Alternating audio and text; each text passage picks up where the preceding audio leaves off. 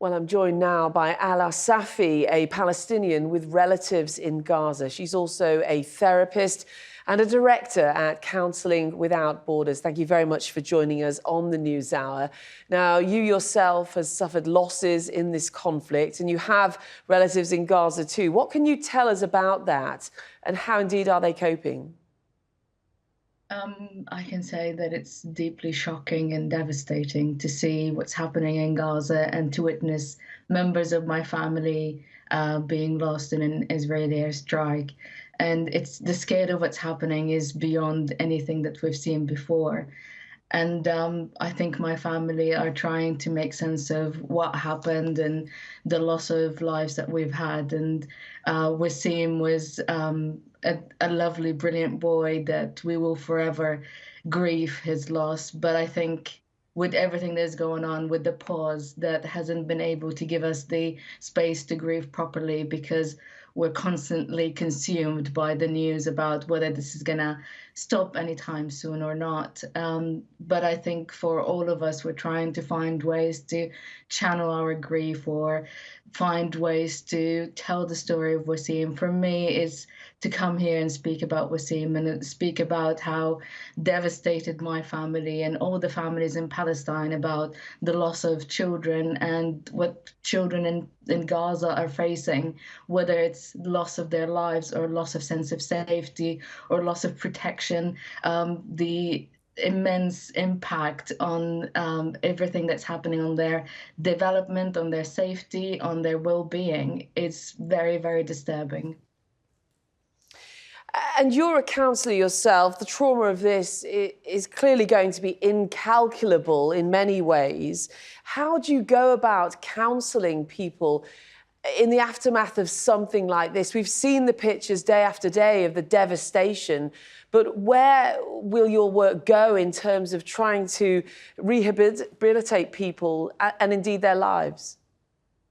I think any kind of therapeutic work cannot start before all of what's happening in Gaza stops. So there's space for people to grieve and express what's happening. I think we have so many things that we do in therapy, but more importantly, we have to establish a sense of safety for the client where they can explore their immense grief, immense trauma, and any of this can't happen without having a proper space for that. And I think it would take a long time for people to heal from this immense shock, immense sadness. What I hear from people in Gaza, whether that's relatives or on social media, is that they're deeply shocked by what's been happening.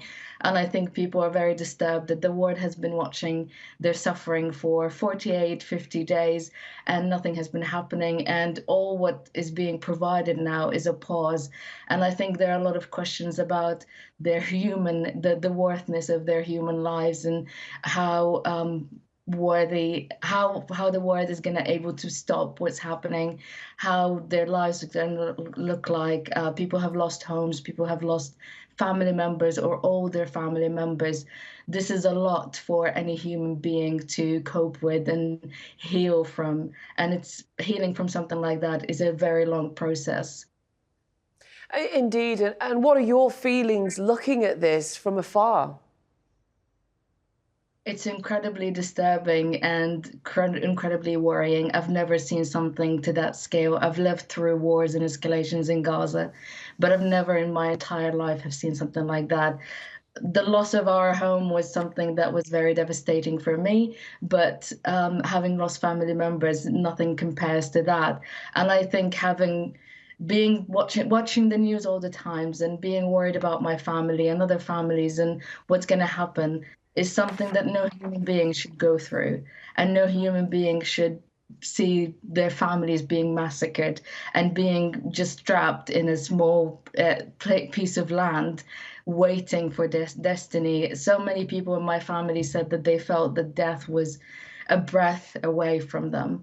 And I've had moments where I felt that, and it's an incredible sense of fear that I think it takes a long time to get over that. But I think I felt helpless, I felt powerless, and I felt that I wasn't able to do anything for my family.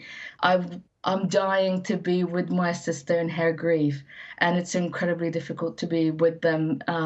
And just be with her and allow her to feel whatever she needs to feel. So I would say it's the most cruel thing that I've ever experienced in my life. Okay, Alaa Safi, thank you very much for joining us on the news now. Thank you for giving us your personal insight and indeed your experience as a therapist and in terms of your trauma counselling. Thank you very much indeed.